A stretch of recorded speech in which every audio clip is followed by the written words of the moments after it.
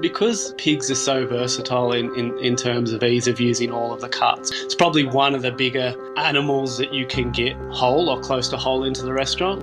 When you get to beef or lamb, it's a little bit hard, but pork seems to be right on the tinkering edge where you can manage to work with it to get it on the plate and order it in nearly whole. This is The Crackling. I'm Anthony Huckstep. After buying a large property in the Hunter near his award-winning restaurant, Troy Rhoades-Brown started growing vegetables, housing chickens, and soon enough fulfilled a long-time dream of having his own pigs. Although he'd always had great connections with local pig producers, the personal experience of raising pigs has been life-changing. Troy, you're recognised as one of Australia's best chefs, but I understand that you're getting some pigs on the property to raise at home. Yeah, I am. I think every house that I've lived at, I've kind of outgrown the size of it due to the veggie garden, and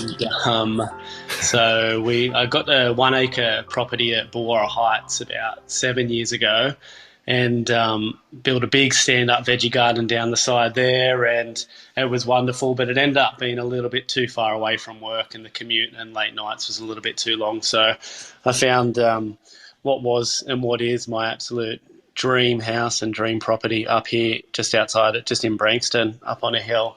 And it's about 5.5 acres.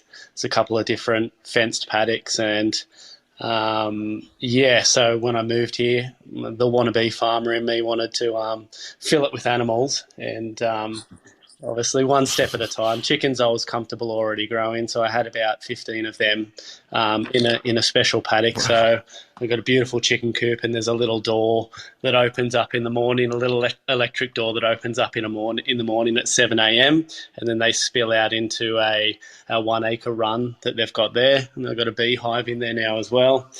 And there was a paddock down the back. There's a paddock down the back of the house which was perfect for pigs, and I love pigs, I love the animal themselves, and so inquisitive, and I was inquisitive about them and owning and managing them. So I got the fencing around that tightened up a little bit, and I got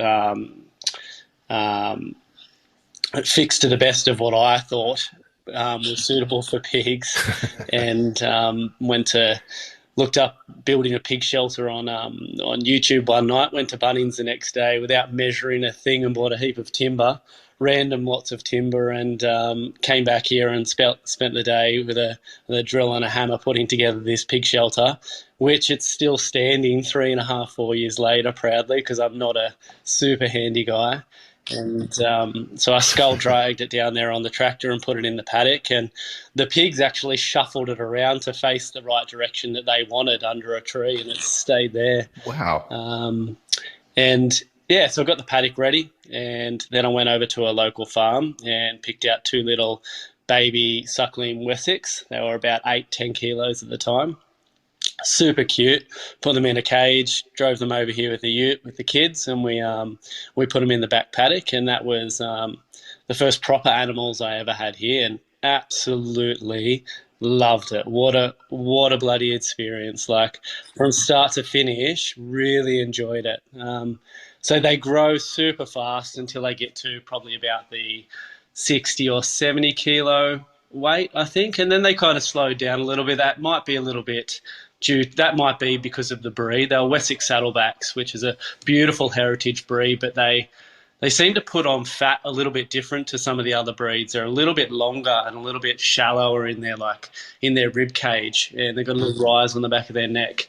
And then the Berkshires, when they get a bit bigger, they become shorter and fatter and a little bit more rotund. But the Wessex seem to cap the fat instead of marbling it as much. But so they grew fast. So every morning we would take all the vegetable offcuts and scraps from the restaurants down there in milk crates. It's about an 80-metre walk. So when you try to carry 4 milk crates in the morning, it's almost your workout for the day getting it down there. And so they would eat the vegetable scraps from the restaurant. Had some grain supplements down there for them as well in a big barrel. and then anything in the veggie garden that was getting to the end of season, like old turnips and stuff like that, would get pulled out and thrown to them. And then I've got this big macadamia tree, which is just on the side of the fence there. It's probably about 25, 30 foot tall. And then when the macadamias fell, you could just pick them up and throw them over the fence. And you'd never see anything eat whole nuts like these animals. So there's two hardened shells to a macadamia until you get to the actual edible nut themselves, and they would crunch the outer nut, crunch the inner nut, and then get the beautiful meat out of the center of it. Wow. And spit everything else out, and continue to do that. Like if I chucked them like 10 or 15 kilos of nuts, they could stand there and get through them in half an hour. Incredible, just incredible. So they were very, very well-fed pigs. And off the back of my place, there's a pecan orchard with about 450 trees down there, and they processed some nuts one year, and they were too small to go through the nut cracking machine. So Chris and Carolyn brought them up to me, and I had 140 kilos of pecan nuts to feed them as well. So I gave them a 10-kilo bag once every week or two to eat, which they was just so well looked after. You know, they ate well. They had the best bloody view in the Hunter Valley, and they were just lovely and friendly. And I really made sure that the kids were a part of it, getting in there and helping feed them, going down and patting them when they were young. So by the time they got big, real big, I felt comfortable with the kids going in with them, and it was wonderful. I made sure I was patting them a lot when they were eating, when they were young, so they were comfortable. And then by the end, Lulu and Daisy was the biggest. She was definitely the alpha female out of them. She was about 185, between 185 and maybe 195 kilos at about the 3-year mark. And I could send my girl Edie, she would have been 3.5, 4, in there, in her gumboots, and when Daisy was eating something, to walk in there and walk up and hold her or hug her or rub her on the tummy or scratch her jowl and feel comfortable with it. So it was a wonderful experience. And they were pets, which was like the double-edged sword as well. You know, they had names, they were a part of the family, and then they were always going to be processed. But obviously it was a hard day when that day came, that's for sure. You mentioned the amazing diet that they had and the size that they got to, and the inevitability of them being processed. What was it like eating them, and what was the eating quality like given the life they had? Oh, the eating quality was excellent.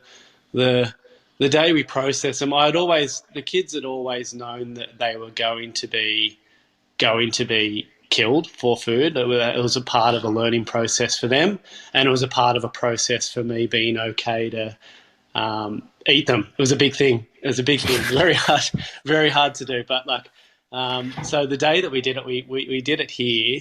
I had a local butcher come over and help me, and shot them in the head, and then rolled them over and bled them out, and then we tied them up to a big spotted gum here and winched them up, and I helped clean them. You can't keep the skin on pigs that old when they're that big, especially heritage or black skin pigs. The hair goes right into the skin, so it's quite difficult to get nice crackling off what's classed as salumi pig. And we processed them here at home. And I was planning to get all of it done before I had to pick the kids up from school, which is at 2:30, and it just took a little bit longer than I was hoping. We were still going on the second one when it happened. And I remember, I had chewing gum in my mouth that day, and I was so stressed, and it was so hard on me to do it, but I knew it was important to do, that I pulled a filling out of my tooth. I was chewing on the chewing gum that hard. And I went to pick the kids up from school, and we still had Lulu up, skinning her. And I was bringing the kids home, and as I was coming up the street, the kids fell asleep, which I was like, this is perfect, because I was going to try and navigate just seeing where my friend was at with it and see if we could get them down to the butcher shop without them realising. So I rocked up, and the kids had fallen asleep. So I was like, okay, I'm going to drive the ute in the back paddock, sneak in there and get Daisy in the back of the ute and down to this cool room before they wake up. Anyways, Daisy was too big to fit in the tray of the ute. She was too long as a carcass to get in. So we were there, cut her in half to get her in the ute and wrap her up. And Hudson woke up and looked in the rear vision mirror of the car and could see something. And she said to me, "Oh, Dad, what's that?" And then he fell back asleep straight away. Didn't realise. And anyways, we took them down there, got them in the butcher shop. And then that's when the kids understood what had happened. They didn't see it, but they understood what had happened. And then that was the time when we divided the pork up and figured out how we we're going to use it all. And so I used everything. I didn't save their blood for blood sausage. That was a bit much for me on the first round. But I've had a meat fridge here at home. And I'd done a couple of practice runs in there, like a salumi fridge. So I had a friend make it from a big old glass door refrigerator from an old Bunnings shop, and we cleaned it out, and we cleaned it out, and we got a humidifier in and did a couple of test runs in there. We put a big pole in that can hold up to 150 kilos of produce. And the first two runs in it were a fail, and I couldn't figure out why. I had the humidity at 80, had the degrees set at 16 degrees. The environment was right; it was sterile. But what happened was there's a fluorescent light up the side of the fridge that was too close to the temperature gauge, and there was a little bit of heat coming off that light, and it was throwing everything out. So 2 failures, and then I had it running really well by the time Lulu and Daisy were ready for the fridge. So and we made guanciale, we made copper, we made Coca-Cola. I used some of the pecan shells to smoke some cured bacon from it. And I filled the fridge, and I've actually still got one of the colatellos in here, which it must be about 2 years old now, that I haven't opened up and had a look at. So I'm excited to see that. But in terms of the eating quality of it, it's a salumi pig that big is not exactly great if you just like barbecue a loin and try and eat it, because they are older animals and they've lived a big life. But in terms of the flavour profile of the salumi, outrageous, just beautiful. I mean, for me, the standout of the whole animal was the copper, was the cured neck, and the way the flavour developed past the 6 month, the 8 month, the 12 month, and now 18 months, nearly 2 years. I've still got some of the copper left. Is insane. It is so similar to some of the best cured meats I've had anywhere around the world in any of my travels. It's really beautiful. So that's probably one of my biggest successes. And obviously we can't use it in the restaurant, which has been a shame. But what I have done is I took a couple of pieces in there whenever I had friends and family and chefs come in. I would always send them out a little complimentary board of some of my house-made cures from Lulu and Daisy, and go out and introduce it as Daisy, which is cool. And you've got a couple of more pigs on the way, I understand. Yeah, I've got to fix the fencing a little bit. Once they got so big, they're so strong, and just when they're snouting under the fence, they can move a post. So I'm going to get a little electric wire this time and try that, but and then try rotating them into another side paddock with a dam on it. And in the meantime, I've got some alpacas for the main back paddock, which have been fun. You mentioned that you couldn't use the meat to sell in the restaurant, but you do get whole pigs in, and you work with a local butcher and share that. Can you tell us about that connection that you have?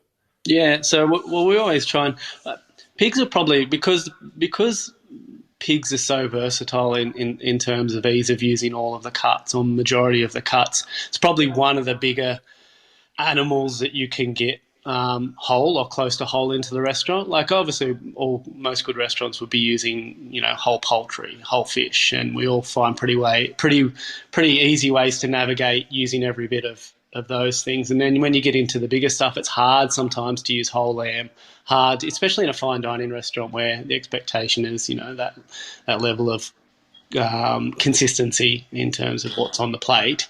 portion size and cuts and that. So when you get to beef or lamb, it's a little bit hard. But pork seems to be right on the tinkering edge where you can manage to work with it to get it on the plate.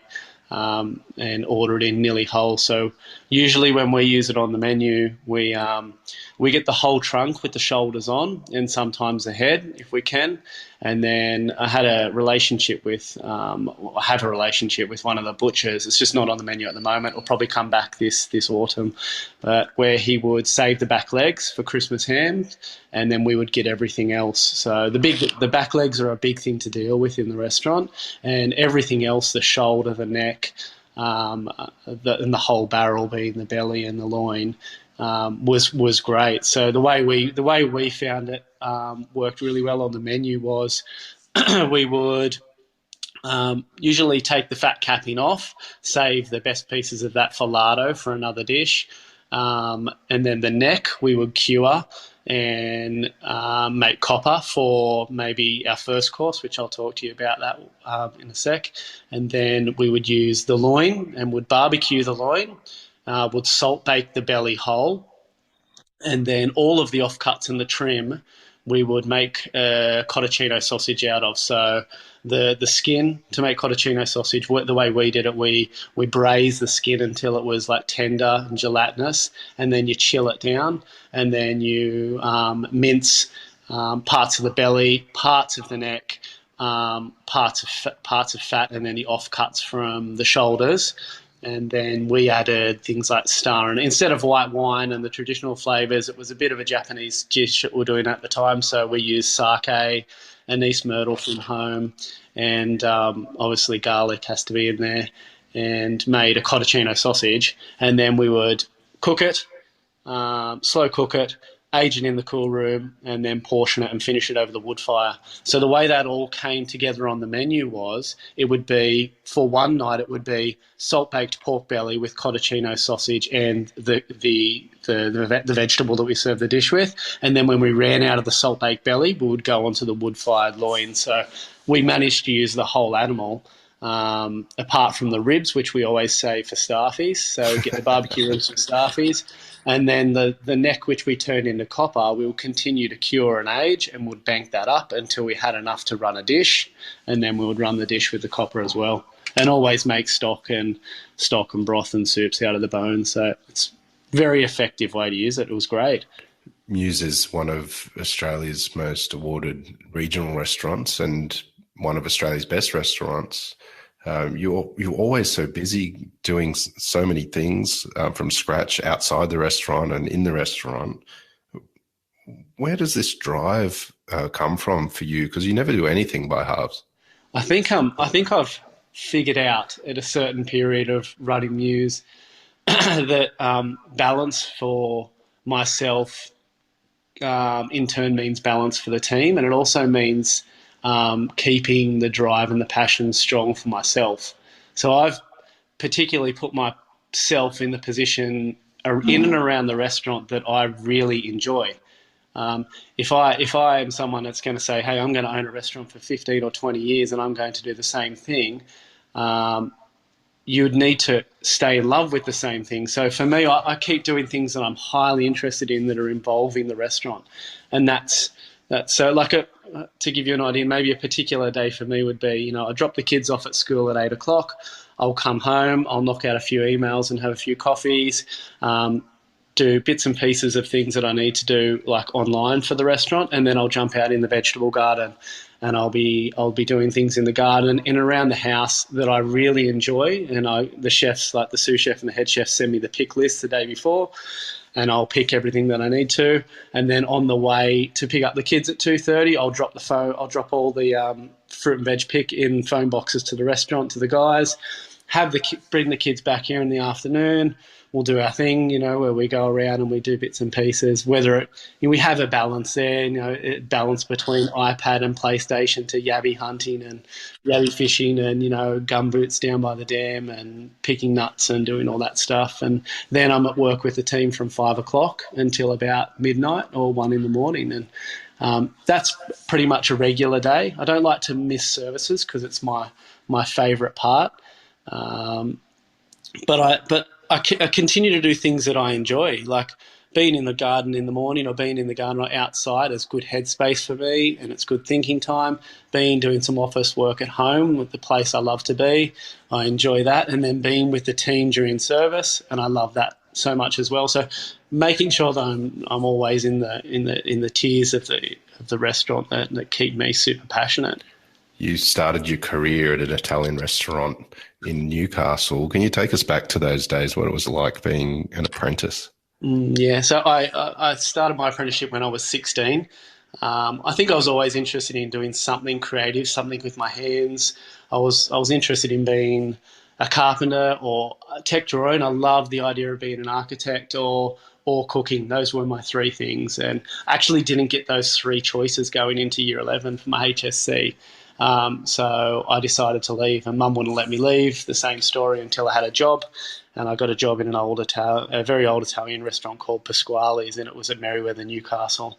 And Pasquale was at the end of his career, so he was 62 or 63, and he had run a very successful Italian restaurant in Beaumont Street, Newcastle, called the Italian Centre for many years. And then this was a pair back, and it was a little bit more fancy, a little bit more fine dining, and it was basically him and the immediate family were the only staff there. It was his wife and his daughter that ran the floor, himself and just me in the kitchen, and a Yugoslavian kitchen hand named Eva, who was about 60 years old as well.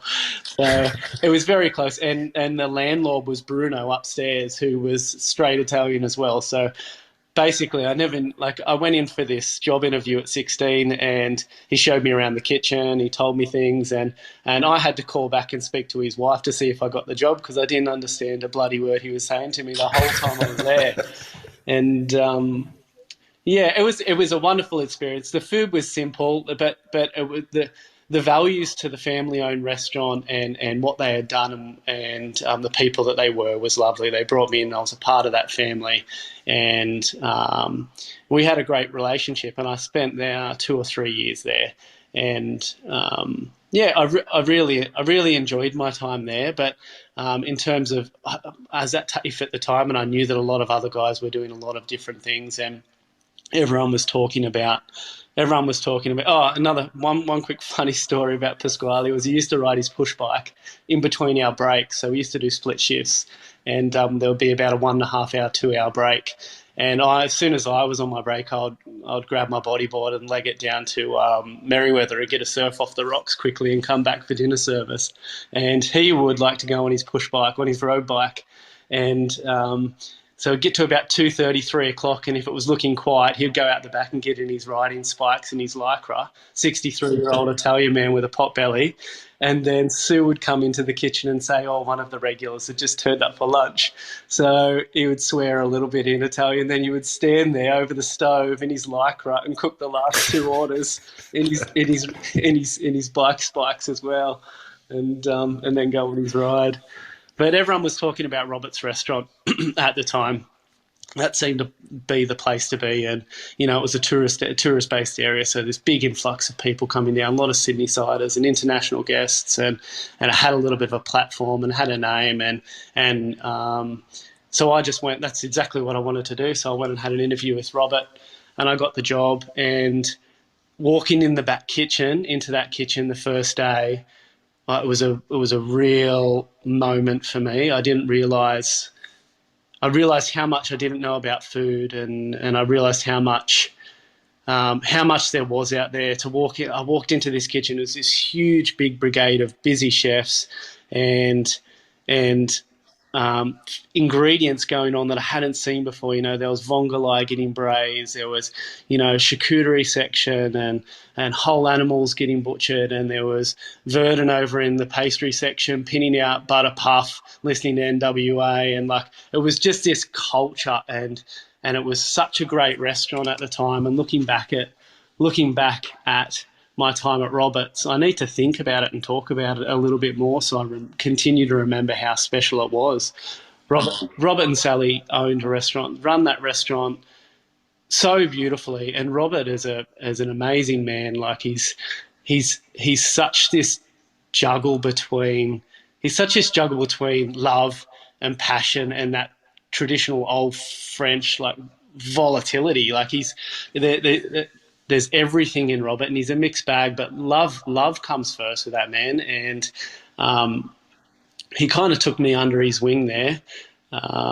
And I was known in the kitchen for that 4 years as Lovely Boy, because I didn't make too many mistakes, which kept my head out of from getting in trouble, which was good. But I think I went in there and I knew that at the time I walked through that door and spent a few days there, I knew that I didn't know much, and I knew that I didn't have an ego, and I really wanted to learn everything and take responsibility off the guys above me, and it put me in a good stead, and I got some really good responsibility in that kitchen, and I learned a lot, and I got to see a lot, and it was just a beautiful place. It was a beautiful place, like awards and all and the chef hats and that. It was never. He didn't even have a chef hat at the time, but it was never spoken about. It was never spoken about. It was the restaurant and the restaurant model that was such a success in terms of the experience that it gave. It was almost timeless. But yeah, the menu was too bloody big. The menu was huge. Like each section had, I think we had like eight entrees, 8 to 10 main course, and it was six to seven desserts. And Robert was always ordering different fresh seafood in and stuff for specials. There'd always be something turning up at the back door, whether it be 10 suckling pigs, and lots going on all of the time. And yeah, it was great. It was great, but it was a place of many memories, that's for sure. One of the bits of tragic news over the last year was the closure of the Ledbury in the UK, but you won the 2005 Brett Graham Scholarship and got to spend some time over at the Ledbury. What was that experience like? Yeah, it was wonderful. I only did a stage there because it was something that my wife Megan and I at the time didn't want to move overseas. Like we didn't want to leave the Hunter Valley really, but this was a great opportunity to go over and see what was happening. And I'd already looked up to Brett and what he had done and what he was doing. And although Robert was my mentor in cooking, I think when I went over there and walked in that back kitchen at the Ledbury, it was I think it was 1 Michelin star at the time, pushing for 2, and it was very raw, hard kitchen. But Brett's drive was something that I'd never seen before in that place. And for me, what I took away from my time there was how much he had achieved for his age. What he had done, he had stepped out. And he worked for every bit of it. He was never given anything. Like, he was a Newcastle boy, apprentice at Scratchley's, and he was never given anything. He had worked for everything. And I came back from Europe thinking, this guy he was like 25 or something, running his own Michelin star restaurant in London. And that for me was enough confidence to make me start thinking about owning my own restaurant in the area as well. So it was a great place, very hard, but you opened Muse in 2009, and it's won so many accolades and a really important restaurant for the region. Tell us about the last decade or so, and how you've delivered a regional restaurant at such a level, and how it's changed you. Well, when we were looking for a restaurant, Megan and I decided to look for a restaurant. I was 23.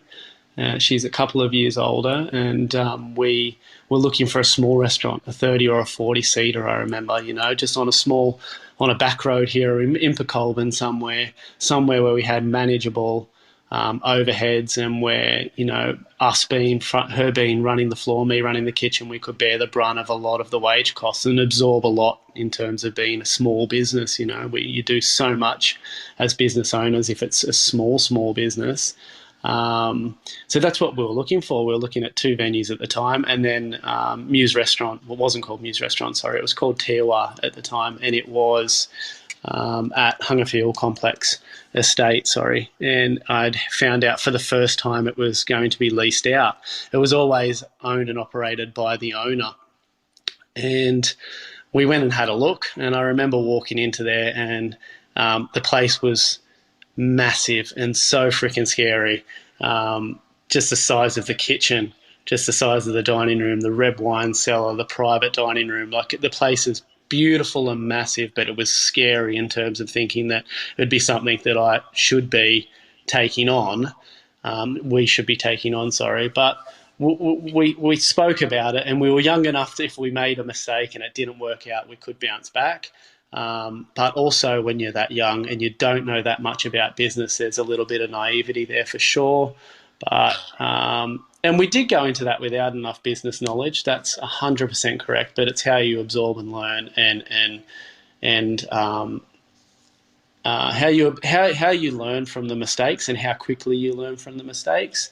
And we thought, let's just give it a go, and we did. So we opened Muse Restaurant there in 2009. It was on my 24th birthday, and a huge undertaking. And that was a part of my life where I became extremely, like, I was always responsible and was always a responsible person, but the weight on our shoulders at that age was a lot, and I became very, very. I felt like no matter what, wherever I was in my life, I was always representing inside of work, outside of work to the nth degree, and like it was a lot of stress for a young chef to take on something like that.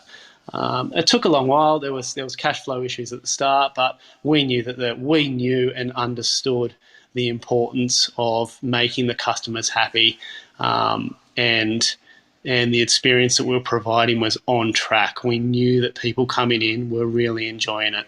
As a chef, I was young and I didn't have my own style at that point. I had done Italian and French food, and I was interested in doing, what was called contemporary Australian, or just doing our own doing your own thing, and that takes time. So we would do. There was a lot of French cooking foundation to the food, and still is a little bit, but finding myself in the kitchen, running a team completely by myself whilst trying to manage a big business was a lot. But we did a good job. I mean, after 18 months, when we knew that the dollars were turning around and obviously the guest satisfaction was already there, it was just like, yeah, it was the most proudest thing one of the most proudest things that I've ever done. Like, it was and you feed off customers' feedback, you feed off team morale and team culture, and it was just a rolling ball of success after that, and something that not only myself but everyone who spent a lot of time at Muse pride themselves on. For people to stay with you for a few years and leave and want to tell people that you worked at Muse or you're a part of that team, such a good feeling. And I thought we've never made huge changes to the restaurant along the way. We've always evolved it and always grown with it, and the team, the long-standing core team that we have, who have input in the restaurant as well, a lot of input in the restaurant as well, has always shaped the restaurant, and it's been a huge success story. But we got to a big hiccup in 2018 where Megan and I separated, but the good to come from that was we have Muse Kitchen at Keith Other Winery, which is an amazing European-inspired bistro down there. We had two very successful restaurants with a great name, and we could both continue our passions and continue our careers and our love for it, and still represent the name Muse, which meant so much to us as well. Last year was an eventful year and difficult year for many in the industry, and a lot of chefs jumped online to do cooking classes and all sorts of different things to stay connected with consumers and keep busy as well. There was a moment that I remember you did your salt-baked pork belly that you have in the restaurant, which kind of took off online. Can you talk us through that dish? Because I think it's changed a lot of people's lives. I'm still getting a lot of stuff. People wanting to see me and the kids doing another club quarantine, and the cooking tutorials. I need to bring a little bit of it back because people really did enjoy it, and it was great to see people trying the dishes at home.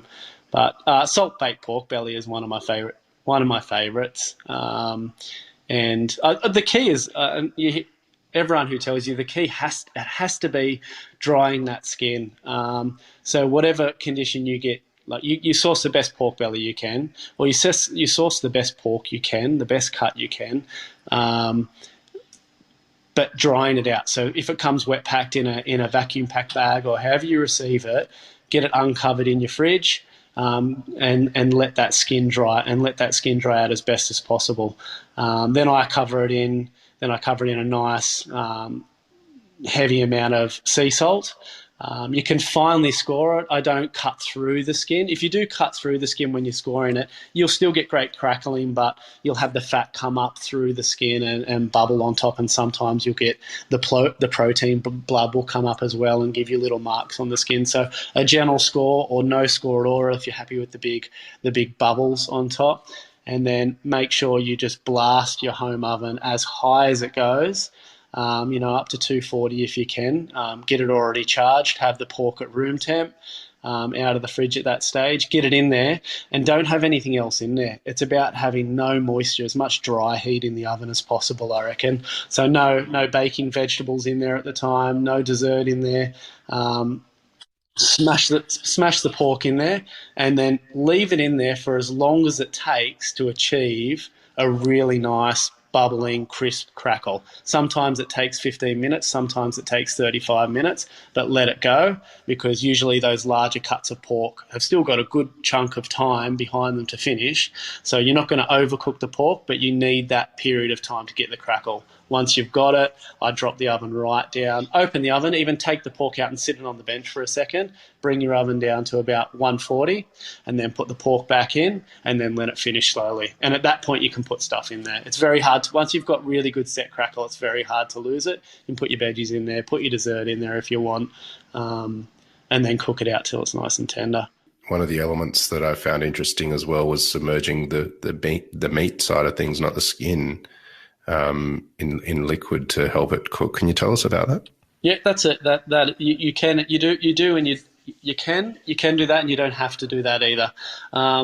So that's just another little safeguard to making sure you're getting a really, really moist protein under that crackle. So once you've achieved the crackle, you can fill the tray with a little bit of broth. That can be whatever you're cooking. If you're cooking an Asian-inspired dish, do a lovely ginger shiitake mushroom broth in there and pour it right up to the side of the skin. And then it's more of a gentle poach from that point on. And then, or you can continue to just dry roast it, either way. You've had amazing success with the restaurant and a real connection to the growers of the region and found a really beautiful life-work balance as well. What's your sort of tips to people to ensuring that, of getting the best out of your career but also the best out of that sort of balance?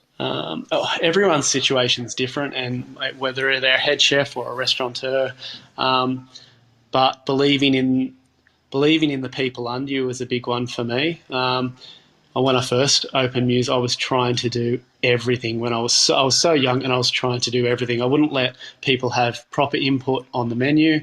I would make sure that back then we were doing 3 types of bread for every diner that sat down, 3 little rolls, and I would do all the bread. I wouldn't let anyone touch the bread. The gnocchis and the pastas back then, I wouldn't let people touch at the start.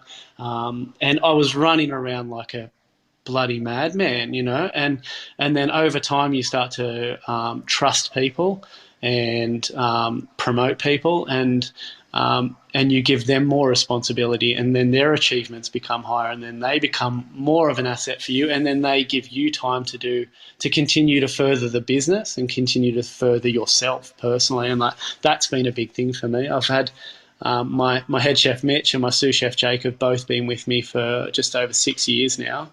And a lot of my staff have been with me a long time, and that has been a wonderful part. So leading by example for them and creating a good team culture is really important.